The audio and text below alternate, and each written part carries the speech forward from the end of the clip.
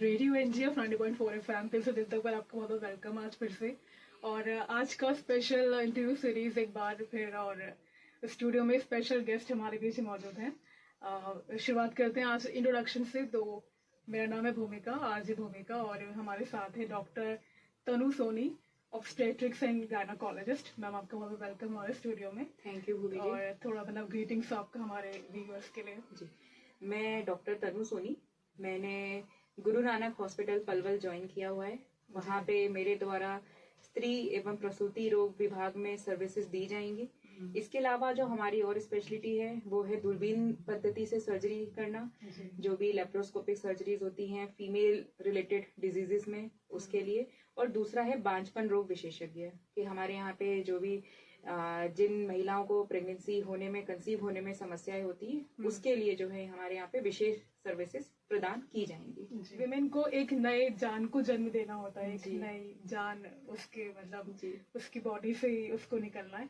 तो फिर इसको मतलब हाउ टू प्रिपेयर, मतलब एक वुमेन खुद को प्रिपेयर कैसे करे फिजिकली और मेंटली इस चीज के लिए? देखिए, ये हम सब जानते हैं कि जो महिलाएं हैं उनको एक नई जिंदगी को जन्म देना है। बॉडी अलग होती है, काफी सारे चेंजेस होते हैं बॉडी में। इसके बावजूद सोसाइटी में, कम्युनिटी में और खुद महिलाओं द्वारा खुद को थोड़ा सा निगलेक्ट किया जाता है। ये मुझे बहुत अच्छा लगा कि आपने इस टॉपिक को इंक्लूड किया, ये क्वेश्चन रखा, क्योंकि ये बहुत जरूरी है औरतों को समझना कि पहले तो वो खुद में अपने आप में अवेयर हों कि आगे चल के अगर उनको बेबी को जन्म देना है, एक नई जिंदगी को जन्म देना है, तो उन्हें अपनी बॉडी का ध्यान खुद रखना पड़ेगा उन्हें, है ना। कुछ चेंजेस हैं, ये सारी समय समय पे जो दवाइयाँ होती हैं, समय समय पे अपना डाइट, हेल्थ, एक्सरसाइज, इन सारी चीजों पे खुद ध्यान देना होगा। इसमें सबसे जरूरी क्या चीजें होती हैं? सबसे पहले हम अपनी फिजिकल हेल्थ की अगर हम बात करें तो आपकी बॉडी के फिजिकल हेल्थ के लिए कुछ जरूरी चीजें होती हैं। जैसे सबसे पहला होता है जिसमें कि डाइट, आपका एक प्रॉपर डाइट होना चाहिए, बैलेंस डाइट होना चाहिए, जिसमें सारी चीजें कार्बोहाइड्रेट, प्रोटीन और फैट, इनकी मात्रा जो है जितना रिकमेंडेड है उतना होना चाहिए। ऐसा नहीं है कि बहुत ज्यादा फैटी फूड खा रहे हैं फिर उसकी वजह से फिर मोटापा हो रहा है, या बहुत ही डाइटिंग कर रहे हैं कि बॉडी का वेट ही गेन नहीं हो रहा है। दोनों ही परिस्थितियों में जो है समस्या हो सकती है आगे चल के। दूसरी चीज होती है एक्सरसाइज, कि आपकी कितनी फिजिकल एक्टिविटी होनी चाहिए। तो ऐसा है कि ये तो हम सभी जानते हैं कि कोई फिजिकल एक्टिविटी अगर नहीं है बॉडी में तो ऑब्वियसली बॉडी एक तरीके से क्या है, मशीन है। अगर मशीन एक्टिविटी नहीं कर रही है तो उसमें जंग लगेगी ही लगेगी।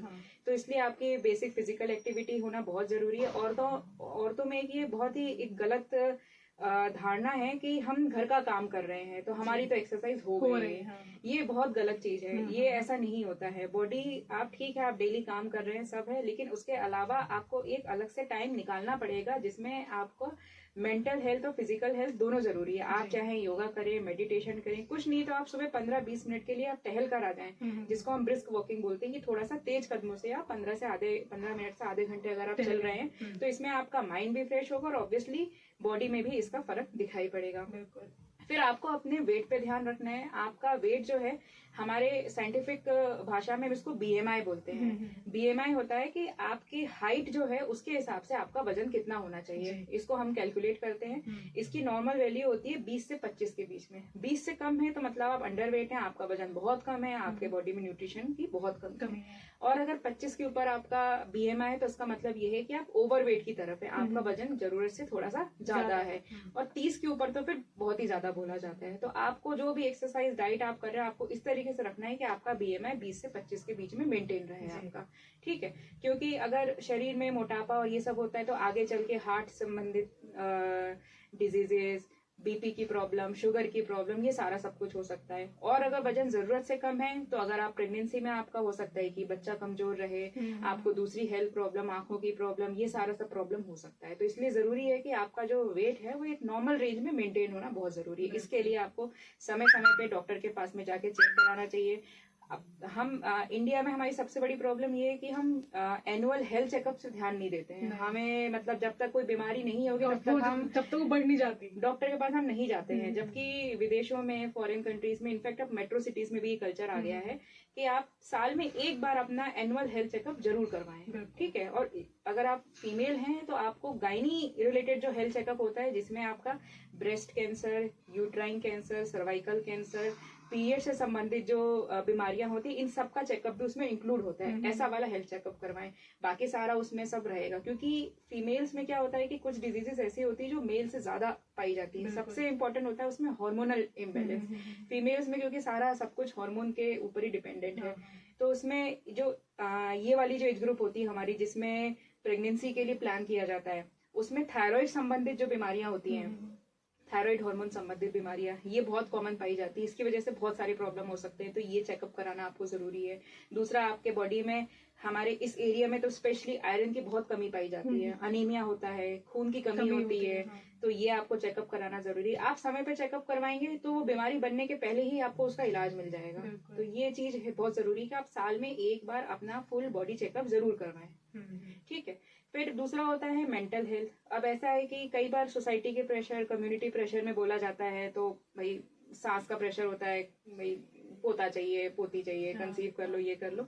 ऐसा नहीं होना चाहिए जब तक आप मेंटली प्रिपेयर नहीं हो, क्योंकि एक बेबी होने के बाद में बहुत सारे चेंजेस आते हैं मेंटली और फिजिकली। एक पूरी जिम्मेदारी होती है, आपको उस जिम्मेदारी को लेना पड़ता है, आपकी लाइफ पूरी चेंज हो जाती है।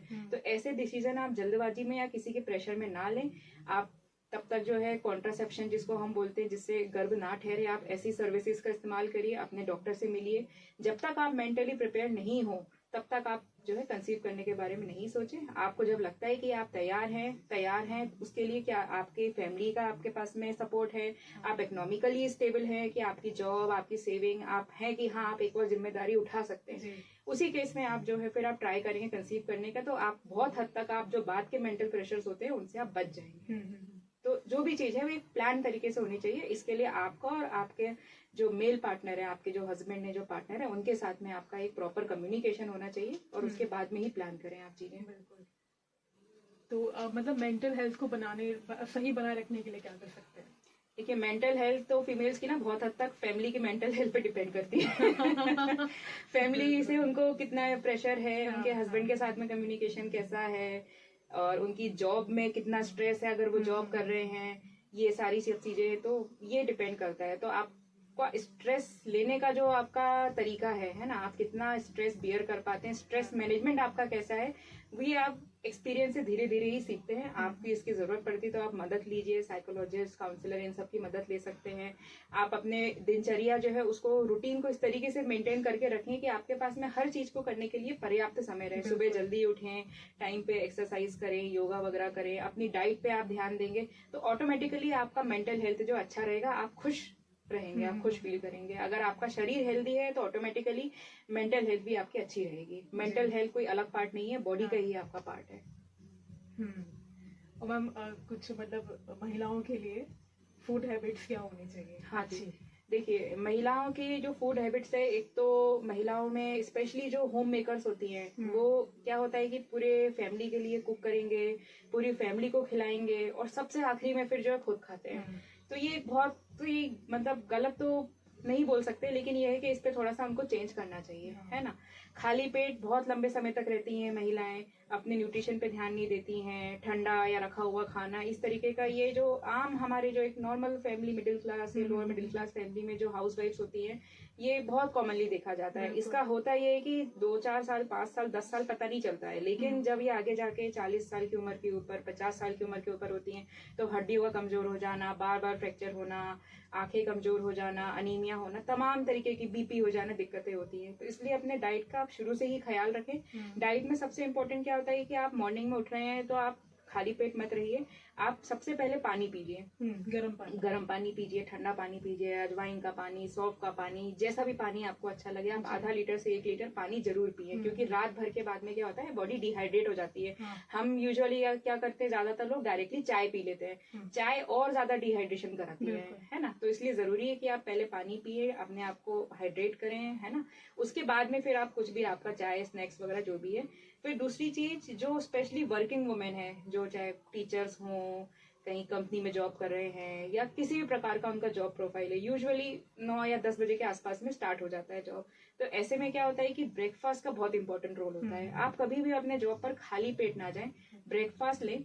ब्रेकफास्ट जितना हो सके हैवी और न्यूट्रिशियस ब्रेकफास्ट लें। आपके ब्रेकफास्ट में आपको प्रोटीन इंक्लूड करना है। प्रोटीन के लिए आप एग्स ले सकते हैं, आप जो भी नट्स होते हैं वो ले सकते हैं, आप जो योगर्ट होता है, दही होता है, ये इंक्लूड कर सकते हैं, बीन्स इंक्लूड कर सकते हैं, हरी सब्जियां इंक्लूड कर सकते हैं, बहुत सारी वैरायटीज होती है, ओट्स हो गया, बेसन का चीला हो गया, दलिया हो गया, जो भी पराठे हो गए, इनफैक्ट जो भी हेल्दी न्यूट्रिशियस फूड है वो आप अपने ब्रेकफास्ट में इंक्लूड करिए, क्योंकि हम लंच जो है अपने टिफिन में इतनी सारी चीजें हम पैक नहीं कर सकते कि हम अपने लंच में सैलेड भी ले जाएं, दही भी ले जाएं, दाल चावल रोटी, इतना सब यूजुअली पॉसिबल नहीं होता है। तो हमारा लंच जो होता है वो कॉम्प्रोमाइज होता है, ठीक है, तो हमको उसको कहीं ना कहीं तो बैलेंस करना पड़ेगा। तो उसको अपने ब्रेकफास्ट में बैलेंस करिए, आप जितना हो सके हैवी ब्रेकफास्ट करिए, भले ही आप लंच में कुछ भी लाइट चाहे तो लेके जा सकते जो आपको ठीक लगे, ठीक है। फिर उसके बाद में आपका इवनिंग का जो भी डिनर प्लान होता है वो होगा।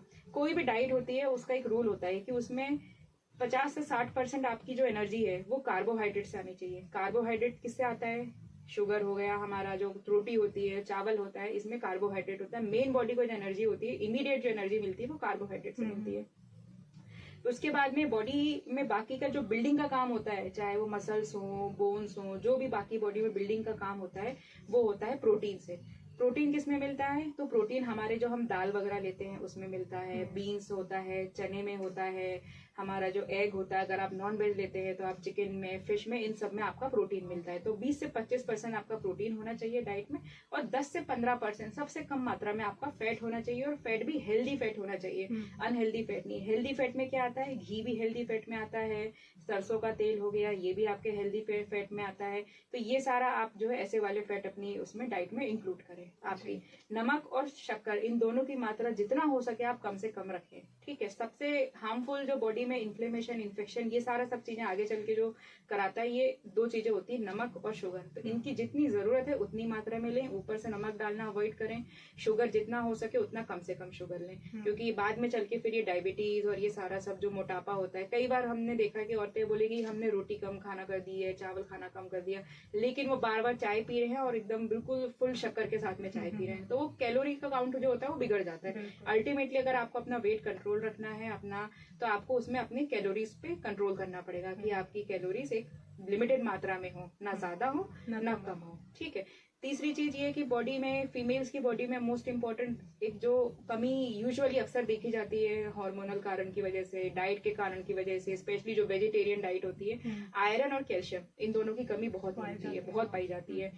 तो वैसे तो हमको बीच बीच में सप्लीमेंट लेना चाहिए, कुछ ऐसे आयरन या कैल्शियम के टैबलेट्स, लेकिन अगर आप वो नहीं ले पा रहे तो आप अपनी डाइट में ध्यान रखिए। आपके डाइट में कैल्शियम का स्रोत कहाँ से मिल सकता है? जो दूध के प्रोडक्ट्स होते हैं, डेयरी प्रोडक्ट्स होते हैं, दही, पनीर, दूध हो गया, जो हरी सब्जियां होती है उसमें बहुत मात्रा में कैल्शियम होता है, रागी होता है उसमें बहुत मात्रा में कैल्शियम होता है, तो ये सारा अपने डाइट में इंक्लूड करें आप। और आपका जो आयरन होता है, अगेन ये भी हरी सब्जियों में, रागी में, पालक में, अनार में, जो हमारे खजूर होते हैं हमारा, इन सब में, धनिया में, इन सब में आयरन होता है, तो आप इनको इंक्लूड करें। सब्जियां इतनी ज्यादा भी ना पकाएं कि उनका जो आयरन और जो विटामिन मिनरल्स है वो सब चला जाए। लोहे की कढ़ाई हो सके तो लोहे के बर्तनों में आप सब्जियां बनाइए, तो लोहे के बर्तन से आपका उसमें आयरन भी एब्जॉर्ब हो जाएगा आपका। तीसरी चीज, आयरन को एब्जॉर्ब कराने के लिए विटामिन सी बहुत जरूरत होती है। तो विटामिन सी कहाँ से मिलेगा आपको? जो खट्टे फल होते हैं, जैसे कि आंवला, संतरा, मौसम्बी, बिही, गुआवा, ये जो अनार, इन सारे सब में विटामिन सी होता है। तो ये 3-4 चीजों का आपको ध्यान रखना है। और चौथा जो हड्डियों की मजबूती के लिए जरूरी होता है वो होता है विटामिन डी।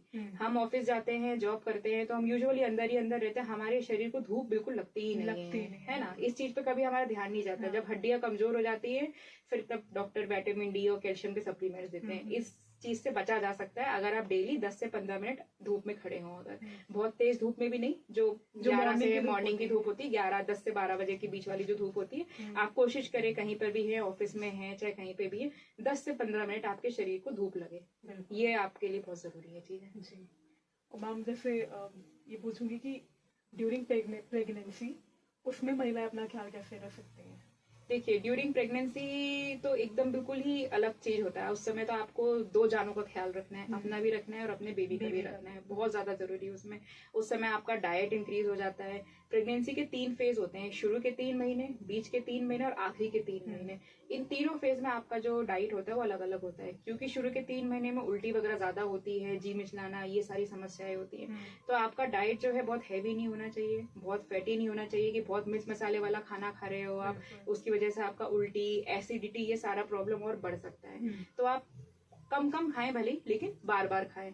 आपका जो खाना है वो सिंपल होना चाहिए। सारा अगेन जो मैंने इतनी देर से सारी बातें बताई वो सारा सब कुछ आपके खाने में इंक्लूड होना चाहिए। हरी सब्जी, डेयरी प्रोडक्ट्स, मिल्क, पालक, जो दाल, बीन्स वगैरह होता है जिसमें आयरन होता है, क्योंकि प्रेगनेंसी में तो आयरन की और ज्यादा जरूरत होती है, ये सारा उसमें इंक्लूड होना चाहिए। छोटी छोटी मात्रा में उसको बार बार खाएं, और खाना खाने के बाद में तुरंत लेटे नहीं, कम से कम 2 से 3 घंटे बाद ही आप जो है सोने जाए खाना खाने के, नहीं तो आपको एसिडिटी की प्रॉब्लम और बढ़ेगी। फिर जो बीच के 3 महीने होते हैं प्रेगनेंसी के, मेन इसमें बेबी की ग्रोथ जो होती है, सारे बेबी के ऑर्गेन्स, बेबी की वेट वगैरह सारा सब इसी में बढ़ता है। तो अगेन उसमें आपको इसी बात का ध्यान देना है कि आपको भूखे बिल्कुल भी नहीं रहना है।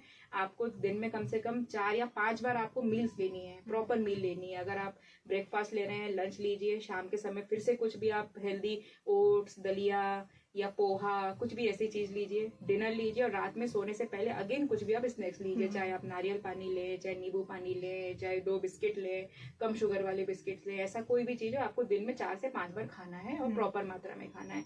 एंड अगेन आखिरी के जो 3 महीने होते हैं उसमें आपको आपके शुगर का बहुत ध्यान रखना होता है, क्योंकि प्रेगनेंसी में जो आखिरी के 3 महीने होते हैं उसी में शुगर से संबंधित समस्याएं होती है। तो आखिरी के 3 महीने में आपको बिल्कुल कोशिश करनी है कि जिन भी चीजों में शुगर है, क्योंकि क्रेविंग होती है मीठा खाने की, पेस्ट्री खाने की, मिठाई खाने की, तो वो सब अवॉइड करना है, शुगर वगैरह अवॉइड करना है। मेन प्रेगनेंसी का जो प्लान होता है वो यही होता है जी।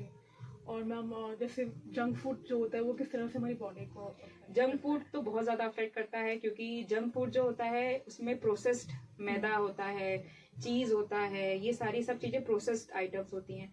प्रोसेस्ड आइटम्स जो भी होते हैं इनसे बॉडी में एक तरीके से इन्फ्लेमेशन होता है, जिसको हम कह सकते हैं एक तरीके से सूजन कह सकते हैं बॉडी के अंगों में। दूसरी चीज ये है कि इनको पचाने के लिए बॉडी को ज्यादा मेहनत करनी पड़ती है। ठीक है, ज्यादा मेहनत करनी पड़ती है, ज्यादा इंसुलिन निकालना पड़ता है। इंसुलिन सही तरीके से काम नहीं करता है तो उसको इंसुलिन रेजिस्टेंस बोला जाता है, जो कि आगे चल के डायबिटीज और शुगर का कारण बन सकता है। और बच्चों में स्पेशली इसकी वजह से मोटापा बहुत ज्यादा बढ़ता है, ओबेसिटी होती है। इसमें बैड फैट होता है, जो कोलेस्ट्रॉल हमारी नसों में, जो हमारी खून की धमनियां होती है उसमें जो कोलेस्ट्रॉल जमता है, जिससे बाद में जाके हार्ट संबंधित बीमारियां होती है, ये सारा सब कुछ जंक फूड में होता है। तो जंक फूड तो बहुत ही नुकसानदायक है बॉडी के लिए, तो आप जितना हो सके उसको अवॉइड करें। बेटर है कि उसकी जगह हमारे जो नॉर्मल इंडियन जो हमारे इतने अच्छे अच्छे रेसिपीज हैं वो आप ट्राई करें। जंक फूड को जितना हो सके अवॉइड करें, स्पेशली प्रोसेस्ड फूड्स, मैदा, जो भी आइटम पैकेट में बंद है उसमें कुछ ना कुछ हार्मफुल केमिकल हैं, प्रिजर्वेटिव्स हैं, वो आपको अवॉइड करना है। सीधा रूल है इसका, जो भी पैकेट में बंद होके आ रही है चीजें उसमें कुछ ना कुछ नुकसानदायक चीज है। चाहे वो जूस भी क्यों, चाहे वो जूस तो बिल्कुल फ्रेश जूस मच बेटर है आप पैकेट के जूस से, क्योंकि वो पैकेट में चीज खराब नहीं हो रही। क्यों नहीं हो रही खराब? उसमें कुछ केमिकल मिलाया है, प्रिजर्वेटिव मिलाया है। अब वो प्रिजर्वेटिव आपकी बॉडी में जा रहा है तो कुछ ना कुछ तो उसका होगा इफेक्ट। तो इसलिए आपको कोशिश करना है कि आप ऐसी बंद डिब्बा चीजें जो होती है वो कम से कम उनका सेवन करें। आपके पास में जितना हो सके फ्रेश सब्जियां, fresh fruit, fresh milk, fresh juice, जितनी भी ये सब चीजें हो सके जो घर में पका सके, बना सके, उसका सेवन करें। जी मैम, आपका मैसेज हमारे लिसनर्स के लिए? महिलाओं के लिए मेरा यही मैसेज है कि अपना ध्यान आपको स्वयं रखना है, तो आप प्लीज अपनी हेल्थ को इग्नोर ना करें, और जिस समय भी आपको समस्या हो, कुछ भी हो, उसको इग्नोर ना करके तुरंत आप डॉक्टर के पास में जाएं। अपना एनुअल हेल्थ चेकअप जरूर कराएं, क्योंकि स्वस्थ महिला तभी स्वस्थ कम्युनिटी होगी, स्वस्थ परिवार तभी होगा, क्योंकि पूरे परिवार का ध्यान भी कौन रख रहा है? महिला रख रही है। हमारी कम्युनिटी में भी अगर हम देखा जाए तो ओवरऑल महिलाओं का बहुत बड़ा इसमें रोल है। बच्चों का ध्यान कौन रख रही है? महिला रख रही है। तो अगर आप स्वस्थ नहीं रहेंगे तो आपका पूरा परिवार अफेक्ट होगा, आपके बच्चे वगैरह सब अफेक्ट होंगे। तो इसलिए प्लीज अपना ध्यान रखें और समय समय पे अपना चेकअप करवाते रहें, अपने डाइट का ध्यान रखें, अपने एक्सरसाइज का ध्यान रखें और खुश रहें। ये सबसे बड़ी की है, खुश रहना बहुत जरूरी है हेल्थ के लिए। बिल्कुल बिल्कुल, स्ट्रेस ना लें और जितना हो सके खुश रहने की कोशिश करें। ऐसी एक्टिविटीज में, सोशल एक्टिविटीज में इन्वॉल्व हों कि आपका मेंटल हेल्थ अच्छा रहे। जी, thank you ma'am. Thank you.